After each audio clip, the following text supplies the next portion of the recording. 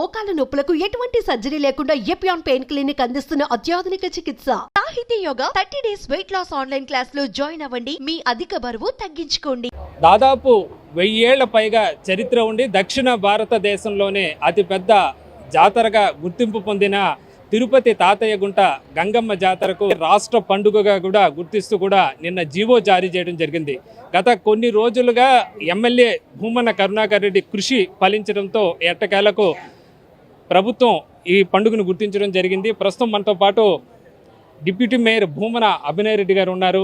ప్రస్తుతం ఏదైతే పండుగను గుర్తించడంతో రాష్ట్ర ప్రభుత్వం ఇక్కడ 1000 కొబ్బరికాయలు కొట్టి మొక్కులు కూడా తీర్చుకోవడం జరిగింది. ప్రస్తుతం అంతా కూడా మాట్లాడే ప్రయత్నం చేద్దాం. సార్ చెప్పండి, సుదీర్ఘ చరిత్ర ఉన్న ఈ గంగ జాతరకు సంబంధించి రాష్ట్ర ప్రభుత్వం గుర్తించడం ఏ విధంగా అనిపిస్తుంది? దీని వెనుక ఎమ్మెల్యే కృషి ఎలా ఉంది? తిరుపతి గంగ జాతరకు ఒక ప్రత్యేకత ఉంది. దేశంలో ఏ జాతరకు లేనటువంటి గొప్పతనం తిరుపతి గంగ జాతరకు సొంతం. కారణం, ఇది అనాదిగా జరుగుతున్నటువంటి జాతర.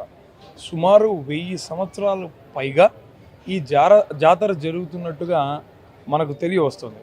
స్వయాన వెంకటేశ్వర స్వామి చెల్లెలుగా భావించేటటువంటి గంగమ్మ తల్లి జాతరను రాష్ట్ర ప్రభుత్వం ఇక రాష్ట్ర పండుగగా జరిపించాలా అన్న నిర్ణయానికి రావడం, తగు జీవోని జారీ చేయడం తిరుపతిలో ఉన్నటువంటి గంగమ్మ భక్తులందరికీ కూడా ఎంతో గర్వకారణమైనటువంటి విషయం. దీని వెనకాల ముమ్మాటికి కరుణాకర్ రెడ్డి స్థానిక శాసనసభ్యుల కృషి ఎంతో ఉంది. కారణం, ఆయన చిన్నప్పటి నుంచి గంగ జాతరని చూస్తూ పెరిగారు. చరిత్ర పట్ల ఆయనకు ఉన్నటువంటి మక్కువ, ఈ ఆలయాన్ని ఇంకా దీనికి ఉన్నటువంటి ప్రత్యేకతలను గుర్తించడంలో ఆయన ముందు వరుసలో ఉన్నారు. ప్రభుత్వానికి ఈ విషయాలన్నింటినీ తెలియజెప్పి వాటిని కన్విన్స్ చేయగలిగారు. ఆ విషయంలో సఫలీకృతమయ్యి ఈరోజు దీన్ని స్టేట్ ఫెస్టివల్గా అనౌన్స్ చేయడంలో కారణమయ్యారు. ఇప్పటికే కోట్లాది రూపాయల వ్యయంతో దీనికి సంబంధించి పునర్నిర్మాణం కూడా ఆలయం పునర్నిర్మాణ పనులు కూడా చేపడుతున్నారు. ఏదో చారిత్రకంగా వెంకటేశ్వర స్వామికి చెల్లెలుగా ఇక్కడ భావిస్తారు. ఈ మధ్యనే జగన్మోహన్ రెడ్డి గారు కూడా సీఎం హోదాలో ఒక ముఖ్యమంత్రి ఏదైతే స్వామివారికి బ్రహ్మోత్సవాల సందర్భంగా పట్టు వస్త్రాలు సమర్పించేందుకు వచ్చిన సమయంలో గంగమ్మ వారిని కూడా దర్శించుకున్నారు. ఈ పునర్నిర్మాణ పనులు ఎలా సాగుతున్నాయి ఇప్పుడు ఆలయానికి సంబంధించి? చాలా అద్భుతంగా జరుగుతుంది. ప్రభుత్వం సుమారుగా 16 కోట్ల రూపాయల వ్యయంతో రాతి కట్టడాన్ని, అంటే మొత్తం ఆలయాన్ని రాతిమయం చేస్తోంది. ఈ పనులన్నీ ఆలయ పాలక మండలి చైర్మన్ కట్ట గోపి గారి ఆధ్వర్యంలో చాలా వేగంగా జరుగుతున్నాయి. మే 1వ తారీఖు నుంచి కుంభాభిషేకం ఈ కార్యక్రమాలు మొదలు కాబోతున్నాయి. 5వ తారీఖున కంచి కామకోటి పీఠాధిపతులే విచ్చేసి అమ్మవారికి సేవ చేయబోతున్నారు.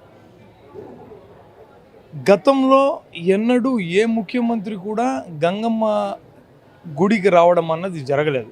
మొదటగా రాష్ట్ర ముఖ్యమంత్రి జగన్మోహన్ రెడ్డి గారు పోయిన ఏడు పాత సాంప్రదాయాన్ని తిరిగి తీసుకురావాలన్న ఉద్దేశంతో, అంటే తిరుపతికి వచ్చినటువంటి వెంకటేశ్వర స్వామి భక్తులందరూ కూడా గతంలో తొలుత అమ్మవారి దర్శనం చేసుకొని గంగమ్మ తల్లి కృపా కటాక్షాలు పొంది దాని తర్వాత కొండకి పోయేవాళ్ళు. అప్పుడే వాళ్ళ ఈ భక్తి యాత్ర సంపూర్ణంగా పూర్తి అవుతుందన్న భావన ఉండేది.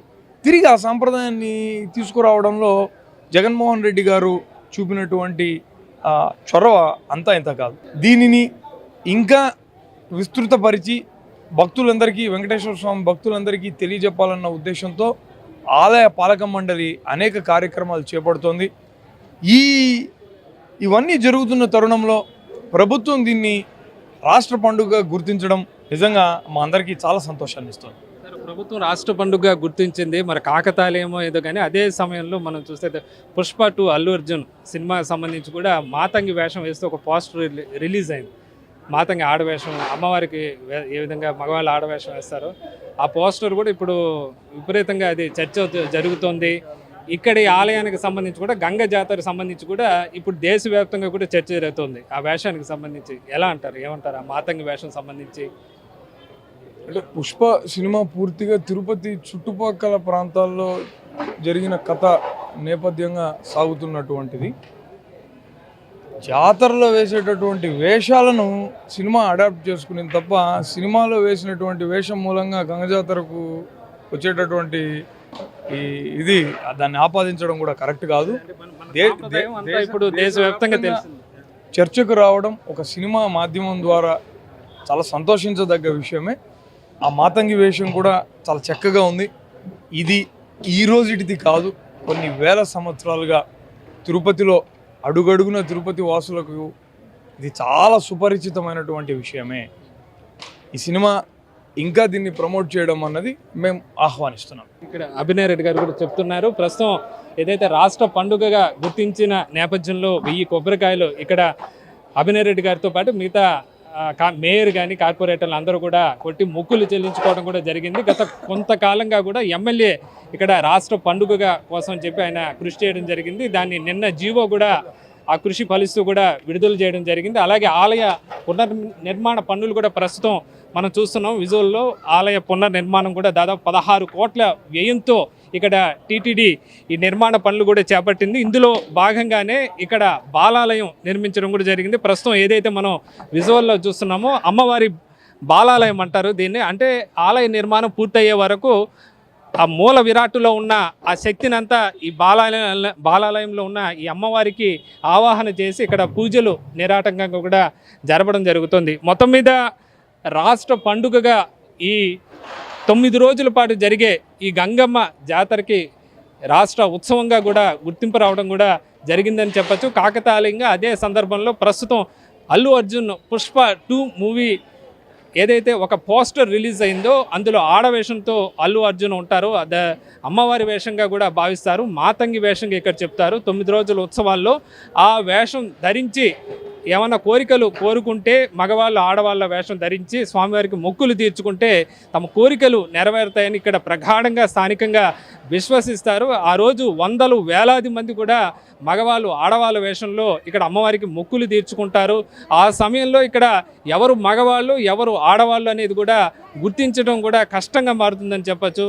అలాంటి మాతంగి వేషం అల్లు అర్జున్ ఇప్పుడు పోస్టర్ కూడా ఒక సెన్సేషన్గా కూడా మారుతోంది. ఇదే సమయంలో ఈ పండుగను రాష్ట్ర పండుగగా కూడా ప్రభుత్వం గుర్తించడం కూడా జరగడం కూడా ఒక విశేషంగా కూడా చెప్పచ్చు.